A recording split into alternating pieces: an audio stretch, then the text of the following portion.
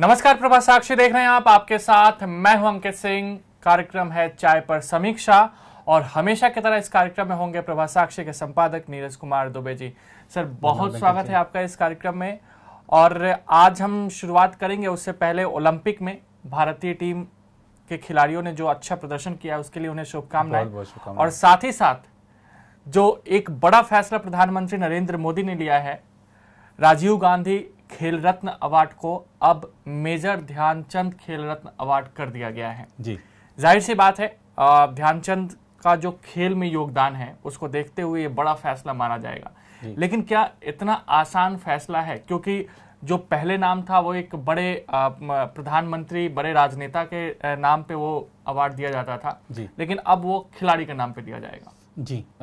देखिए, इसमें जो प्रधानमंत्री जी का ट्वीट था, उन्होंने अपने ट्वीट में सबसे पहले यही लिखा है कि मुझे बहुत से आग्रह इस बारे में प्राप्त हो रहे थे और उनको हमने ध्यान में रखते हुए फैसला किया है। तो बहुत से आग्रह प्राप्त हो रहे थे, उसको देखते हुए, ध्यान में रखते हुए फैसला लिया गया, पहली बात। दूसरी बात यह है कि हॉकी में भारत ने अब जो कदम बढ़ाए हैं, बिल्कुल उसका स्वागत भी किया जाना चाहिए। हमारी हॉकी टीम का प्रोत्साहन भी उनको मिलना चाहिए और भी युवा हॉकी की तरफ आकर्षित हों, इस दिशा में भी प्रयास किए जाने चाहिए। हमारे देश की जो आबादी है लगभग 135 करोड़ से ज़्यादा की है। बिल्कुल। इसमें से जो आंकड़ा ये आया है वो आंकड़ा बड़ा हैरानी वाला है कि ये जो 135 करोड़ से ज़्यादा की जो आबादी है, इसमें 70% लोग ऐसे हैं जो कि जो पिछला ओलंपिक में हमको पदक मिला था हॉकी में, उसके बाद पैदा हुए हैं। बिल्कुल। तो हम आप देखिए कि हमारा राष्ट्रीय खेल है, उसके प्रति आकर्षण नहीं है, उसके प्रति शायद वो सुविधाएं नहीं है, खेल सुविधाएं नहीं है, लोग क्रिकेट की तरफ ही भागते हैं। हर माँ बाप का यही प्रयास रहता है कि हमारा बेटा क्रिकेटर बन जाए। हॉकी की तरफ ना सुविधाएं हैं, वहाँ पर ना प्रोत्साहन मिलता है। तो अब ये जो, और ख़ास बात ये भी है कि हम नाम राजनेताओं के ऊपर क्यों रखें पुरस्कारों का, जो जिसने उस खेल में योगदान दिया है। मेजर ध्यानचंद का हॉकी में जो योगदान है वो उसका कोई मिसाल नहीं है भारत में, और हर व्यक्ति इस बात को मानता है। और उनके लिए भारत रत्न की भी कितनी मांग बलवती हुई। अब आप देखिए कि इस सरकार ने ऐसे जो प्रतिष्ठित नाम है जिन्होंने वाकई में उस क्षेत्र में कुछ किया है या कर रहे हैं, उनको पुरस्कृत करने का, उनको सम्मान देने का एक जो अभियान शुरू किया है, और उसी अभियान में ये कदम आगे बढ़ा हुआ मान सकते हैं। प्रधानमंत्री ने ये जो फैसला किया उससे ठीक एक दिन पहले उन्होंने अपना एक संबोधन में कुछ चीजें कही थी, और खासतौर पे जो लोग क्रोनोलॉजी की बात करते हैं, अगर वो उसको जोड़ कर देखेंगे तो प्रधानमंत्री की बात से स्पष्ट हो जाएगा कि वो क्या करने वाले हैं। उन्होंने कहा था कि देश को पद नहीं पदक चाहिए, देश को परिवार नहीं परिश्रम से आगे बढ़ाया जा सकता है। बिल्कुल। तो अब जिस व्यक्ति की सरकार रही हो, उसने अपने नेता के नाम पर किसी खेल पुरस्कार का नाम रख दिया हो, उसकी बजाय उस व्यक्ति का जिसने इस खेल में योगदान दिया है, उन ऐसी हस्तियों का जिन्होंने खेल में योगदान दिया है, खेल में भारत का नाम रोशन किया है, उनका नाम होना ही चाहिए। अब जाहिर सी बात है कि कांग्रेस इसका जो विरोध कर रही है, इसे पूर्व प्रधानमंत्री का अपमान बता रही है। ऐसी चीज़ें होती हैं, राजनीति में होती रहेंगी। कुछ लोग, कुछ दल हैं जो कि अपने खेला होबे का नेशनल एक जो गाना है, एजेंडा चला रहे हैं, उसका जो गाना है उसको लॉन्च कर रहे हैं। खेला होबे सिर्फ बंगाल में नहीं, खेला होबे तो वो तो पूरे देश में होता है, हर राजनीतिक दल करता है। और ये हमको ये देखना चाहिए कि इसमें राजनीति हमको देखनी नहीं चाहिए, कि राजनीति ढूंढनी नहीं चाहिए। जो लोग इस बात का विरोध कर रहे हैं उनको ये सोचना चाहिए कि अगर बीजेपी ने कदम उठाया है, प्रधानमंत्री ने कदम उठाया है कि राजीव गांधी खेल रत्न पुरस्कार अब होगा मेजर ध्यानचंद पुरस्कार, खेल रत्न पुरस्कार, तो क्या उन्होंने उनके नेता का नाम हटा के अपनी पार्टी के नेता का नाम रखा? नहीं रखा। जो उस खेल का जो महारथी था उसके नाम पर बिल्कुल उसका नाम रखा। तो इसमें हमने उस शीर्ष हस्ती को, जिसने हॉकी की दुनिया में नाम रोशन किया, और वो उनका सपना रहा होगा, मेजर ध्यानचंद जी का भी सपना रहा होगा, उनके बाद भी जितने हमारे हॉकी के बड़े खिलाड़ी रहे उन सभी का सपना था कि भारत ओलंपिक में पदक जीते। भारत ने वो काम करके दिखाया है, तो सम्मान मिला है। इसमें राजनीति ढूंढने की बजाय इसका स्वागत करना चाहिए। और ऐसी बहुत सी हस्तियां हैं जो गुमनामी के अंधेरे में पड़ी हुई हैं, उनको भी सम्मान अगर इस तरह से मिलता है तो ये एक अच्छी बात है, अच्छा चलन है। और इस बात का पहले भी विरोध किया है, कुछ खिलाड़ियों ने ही विरोध किया था। हमने आपको देखा था कि जब जेटली, जब ये जो फिरोज शाह कोटला स्टेडियम है उसमें जेटली जी के नाम से एक स्टैंड बनाया जा रहा था, उसका विरोध किया था कुछ लोगों ने, तो स्टैचू लगाया जा रहा था, स्टैचू लगा उसका विरोध किया था। तो ठीक है कि जो अगर वो प्रशासक रहे हैं वहाँ पर क्योंकि वो काफ़ी समय तक डीडीसीए के अध्यक्ष रहे अरुण जेटली, तो उनका फिर भी हम कह सकते हैं कि एक तरह से हक बनता है क्योंकि उन्होंने उसका प्रशासन चलाया, उसको डीडीसीए को आगे बढ़ाया, नए जो खिलाड़ी हैं उनको मौका दिया, उनके लिए सुविधाएं बढ़ाई, तो उनका फिर भी कुछ हक बन जाता है। लेकिन जिस व्यक्ति का उस खेल से कोई ताल्लुक नहीं है, उसका कोई सीधा सरोकार नहीं है, हम उस व्यक्ति के नाम पर उस खेल पुरस्कार का नाम रख दें, ये कहीं औचित्य नहीं बनती। बजाय इसके यही होना चाहिए जो अब किया गया है, हॉकी को सम्मान दिया गया है। और इससे देखिए ये जो फैसला है पुरस्कार का नाम बदलने का, इससे आप देखिएगा कि कितने हमारे जो युवा खिलाड़ी हैं, जो हॉकी की दुनिया है ना, वो बदल जाएगी इस फैसले के बाद। पदक ने बदल दी है और ये जो पुरस्कार है ना, ये पदक और पुरस्कार ने इस हॉकी की हमारी जो एक दशा हो गई थी, जो खराब दशा हो गई थी, उसको दशा और दिशा बदलने का ये प्रयास किया है प्रधानमंत्री ने। और ये प्रफुल्लित कर देने वाला फैसला है हॉकी के खिलाड़ियों के लिए खास तौर पर। बिल्कुल सर, हमने तो बात किया कि किस तरह से प्रधानमंत्री के ऐलान के बाद से राजनीतिक बवाल खेल रत्न अवार्ड को लेकर शुरू हो गया है। लेकिन सर अब अगले कदम की ओर चढ़ते हैं। संसद में गतिरोध, किसान आंदोलन, पेगासस मामला, संसद का सत्र अगले सप्ताह खत्म हो जाएगा 13 तारीख तक। लेकिन जिस तरह से गतिरोध बना हुआ है और विपक्षी एकता जो हमें देखने को मिल रही है, राहुल गांधी की चाय पे पार्टी होती है, राहुल गांधी विपक्षी नेताओं के साथ बैठक करते हैं, किसानों से मुलाकात करते हैं। सर देश की विपक्ष की राजनीति किस ओर जा रही है? क्योंकि ऐसा लगता है कि विपक्ष पूरी तरह से एकजुट है, लेकिन अगर देखा जाए तो आम आदमी पार्टी राहुल की बैठक से गायब रही, बसपा राहुल की बैठक से गायब रही। तो विपक्ष की राजनीति किस ओर जा रही है? क्या वाकई पूरा विपक्ष एकजुट हो रहा है? ये बड़ा प्रश्न इसलिए है क्योंकि आने वाले समय में उत्तर प्रदेश में चुनाव होने हैं और दिल्ली का जो रास्ता है उत्तर प्रदेश के जरिए ही आसान होता है। बिल्कुल नहीं, उसमें देखिए आपने जो बातें कही हैं वो सही है कि संसद नहीं चल रहा है और मुझे तो ऐसा लगता है कि शायद विपक्ष की सरकार के साथ मिलीभगत हो गई है। विपक्ष कहने को शायद विरोध कर रहा है, लेकिन शायद मिलीभगत को हम इस तरीके से हम उदाहरण के साथ समझना चाहिए कि ऐसे 17-18 विधेयक थे जो कि इस सत्र में आने थे और उन पर चर्चा करके, मंथन करके विपक्ष के भी कुछ सुझाव आते और जनता को जब चर्चा होती है तो जनता को पता लगता है कि इस विधेयक में क्या क्या सरकार ला रही है। जब विपक्ष उसका विरोध करता तब जनता को पता लगता है कि इसमें अच्छा ये बात है, या जब सरकार को सफाई देनी पड़ती है तब उसको पता लगता है कि नहीं ये हमारे हित की बात है या अहित की बात है। ऐसा कुछ चर्चा नहीं हुई। सरकार का कामकाज तो हो रहा है, ठीक है, हंगामे में सदन नहीं चल रहा है, चर्चा नहीं हो पा रही है, लोग अपने मुद्दे नहीं उठा पा रहे हैं, सरकार का काम तो बिल पास हो रहे हैं, सरकार का काम हो रहा है बिना किसी हंगामे के, बिना किसी संशोधन के वो अपने बिल पास करा ले रहे हैं। तो सरकार को हमने एक तरह से वॉकओवर दिया है कि अपना काम करा लीजिए। तो अब ये मिलीभगत नहीं तो और क्या है। और अगर हम बात करते हैं कि ठीक है जो जासूसी मामला, अगर जासूसी हुई है तो गंभीर है, लेकिन आपकी जासूसी हुई है, आप अपना जो आपकी जासूसी अगर हुई आपको ऐसा लगता है तो आप अदालत में चले जाइए, आप पुलिस के पास चले जाइए, आप संसद को क्यों बाधित कर रहे हैं? आपकी जासूसी होना पूरे देश की जासूसी होना के बराबर तो नहीं है। तो ये आप सिर्फ अपने मुद्दे को लेकर पूरी संसद को ठप कर देंगे, हमारी मांग नहीं मानेंगे तो हम पूरी संसद को ठप कर देंगे। ये सब आप देखिए कि एक दिन का लाखों रुपए का खर्च आता है। हम अगर जो 18-20 दिन का सत्र था पूरा खर्चा निकाल लें तो आप देखिए कि कितना बड़ा अमाउंट बनता है। वो जो पैसा है वो टैक्स पेयर्स का पैसा है, उनकी गाढ़ी कमाई का पैसा है।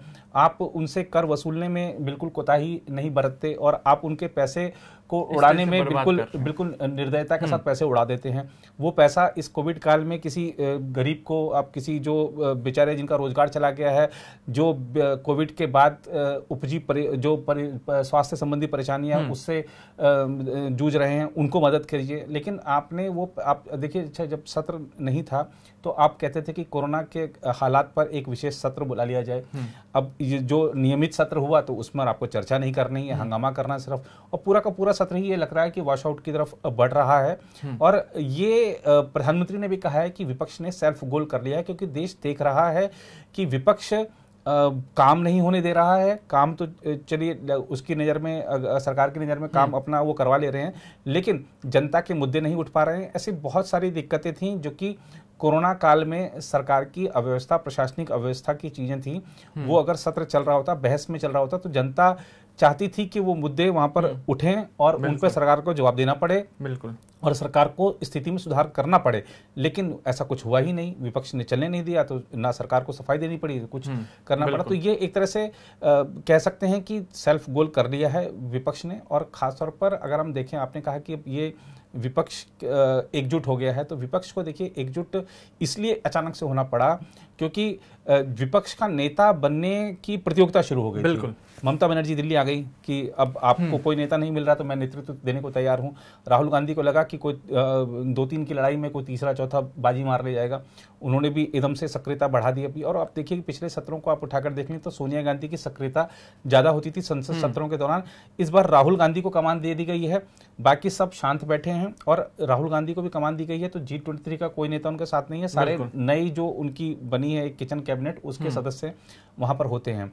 और अभी ये एक आप देखिए लगातार जिस तरीके से, चाहे वो किसान संसद में पहुंचे राहुल गांधी, या नाश्ते पर उन्होंने बुलाया विपक्ष के नेताओं को, या मल्लिकार्जुन खड़गे के जो संसद भवन स्थित कक्ष है उनका, उसमें जो एक लगातार बैठकें ले रहे हैं, विपक्ष की संयुक्त रणनीति बना रहे हैं, तो उससे एक तरह से वो विपक्ष के नेताओं को एहसास दिला रहे हैं बातचीत से भी और संकेतों से भी। कभी संजय राउत के कंधे पर हाथ रख दिया, कभी बहुत ज्यादा करीबी से किसी आरजेडी के नेता मनोज झा से बात कर ली। तो इस तरीके से वो तस्वीरों के माध्यम से भी देते हैं कि मैं सब विपक्ष को लेकर चल रहा हूं, मैं सबको लेकर चल सकता हूं, आप मुझ पर विश्वास कीजिए, मुझे नेता चुन लीजिए। एक उनका प्रयास चल रहा है। और जब वो विपक्ष के नेता के तौर पर उनको और दल स्वीकार करेंगे तो उनकी पार्टी में भी उनकी स्वीकार्यता बढ़ेगी। और कांग्रेस के जो एक खास तौर पे कुछ लोग ऐसे हैं जो कि राहुल गांधी को फिर से अध्यक्ष बनाना चाहते हैं, उनकी राह आसान हो जाएगी। तो ये कई सारी चीजें हैं जो एक साथ ही रख दी गई। जंतर मंतर पर संसद के घेराव का प्रोग्राम रख दिया यूथ कांग्रेस ने, ऐसे बहुत सारे आयोजन एक साथ ही किए गए। सारे के सारे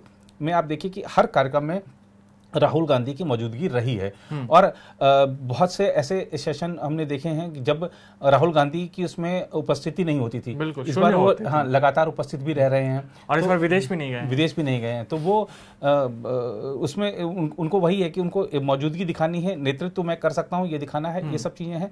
जहां तक आपने बात की कि आम आदमी पार्टी क्यों नहीं गई, बसपा क्यों नहीं गई, इनका जो असल में जो कारण समझ में आता है प्रथम दृष्टया वो यही है कि उत्तर प्रदेश विधानसभा चुनाव में आम आदमी पार्टी का जो गठबंधन है, शायद समाजवादी पार्टी के साथ उनकी बातचीत चल रही है। बसपा का हम पहले ही ऐलान कर चुकी है हम अकेले चुनाव लड़ेंगे। तो ये दोनों पार्टियां एक भी ऐसा मैसेज नहीं देना चाहती उत्तर प्रदेश में कि हम कांग्रेस के साथ हैं। पंजाब भी तो है, आम आदमी पार्टी का पंजाब भी है, तो उनको ये जरा सा भी मैसेज नहीं देना चाहते कि हम कांग्रेस के साथ हैं। ठीक है, वो सदन में अलग चीज होती है, सदन में तो सब एक साथ ही वहां पर रह सकते हैं, प्रदर्शन करते हैं अगर सरकार के खिलाफ करना हो, कुछ आपको आवाज उठानी हो।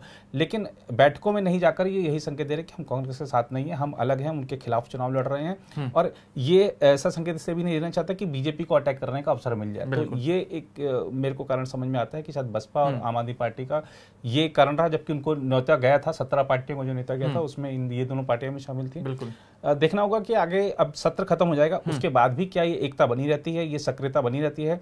बताया ये भी जा रहा है कि राहुल गांधी अब जल्द ही राज्यों का दौरा करेंगे और वहां पर जाकर विपक्षी नेताओं से मिलेंगे, वहां पे विपक्ष को एकजुट करने की कोशिश करेंगे।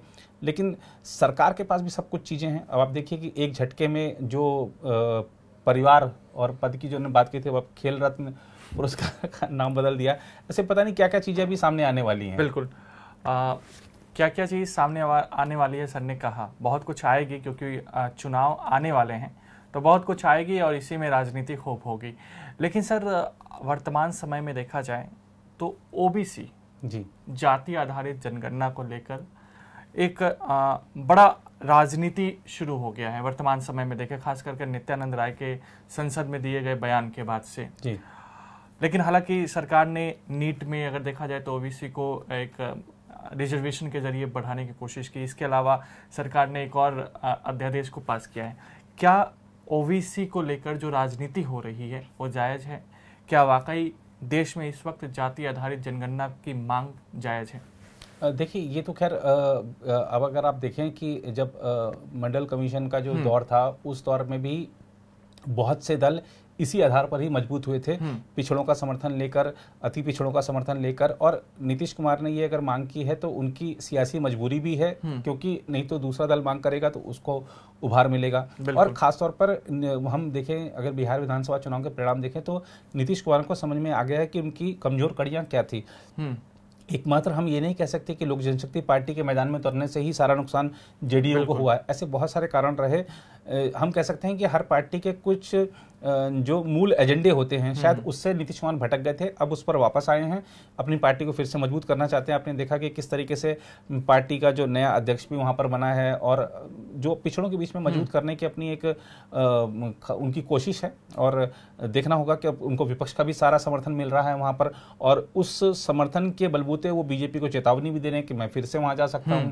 तो नीतीश कुमार, क्योंकि देखिए, और नीतीश कुमार की क्योंकि अपनी एक प्रतिष्ठा है, इसलिए उनके बार बार पाला बदलने से उनकी जो प्रतिष्ठा पर कोई असर नहीं पड़ता है। वो क्योंकि उनको सुशासन बाबू बोला जाता है। ठीक है, सुशासन कितना है कितना नहीं है इस पर अगर हम जाएं तो एक अलग विश्लेषण हो जाएगा, लेकिन उनकी छवि सुशासन बाबू की है, इसलिए अगर वो पाला बदलते हैं तो भी कोई प्रतिष्ठा पर आंच नहीं आएगी और अपना काम वो करा लेते हैं। ठीक है कि एक बड़ा उनकी जो मांग थी कि बिहार को पिछड़ा राज्य घोषित कर दें, वो मांग पूरी करवा पाए, लेकिन मुझे लगता है कि क्योंकि प्रधानमंत्री से मिलने का समय भी मांग लिया उन्होंने और उस पर वो आगे बढ़ेंगे।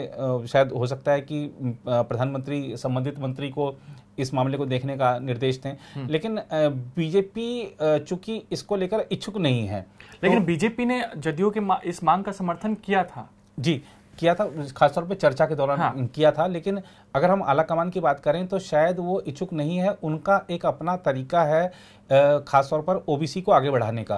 और अगर हम देखें 2014 के बाद से बीजेपी ने जो खासतौर पे, उससे पहले उसको हम कह सकते हैं कि सवर्णों की पार्टी के तौर पे ज़्यादा देखा जाता था, लेकिन नरेंद्र मोदी के आने के बाद से पिछड़ों को, अति पिछड़ों को जो प्रतिनिधित्व मिला है या जो पद और सम्मान मिला है, वो एक बड़ा कारण है बीजेपी के लगातार दूसरी बार चुनाव जीतने का। सबसे ज़्यादा ओबीसीज और SC ST MPs बीजेपी के ही हैं, सबसे ज़्यादा विधायक इनके हैं। तो वो एक अपना उनका एक तरीका है और ये बीजेपी उन तबकों को ये विश्वास दिलाने में कामयाब रही है कि हम आपको जो पहले से मांग चली आ रही है उसके तहत नहीं, हम आपको अपने तरीके से चीजें प्रदान करेंगे, आप विश्वास रखिए। और आप देखिए कि राज्यों को मिलने जा रहा अधिकार संविधान संशोधन के माध्यम से कि आप अपने जो राज्य के जो कुछ ऐसी जातियां हैं जिनको ओबीसी में रखना है तो आप रख सकते हैं। तो ये एक बड़ा कदम है और मुझे लगता है कि ओबीसी को खासतौर पर जो पिछड़ा अति पिछड़ा वर्ग है उनको विश्वास है सरकार पे, अभी तक तो यही लगता है।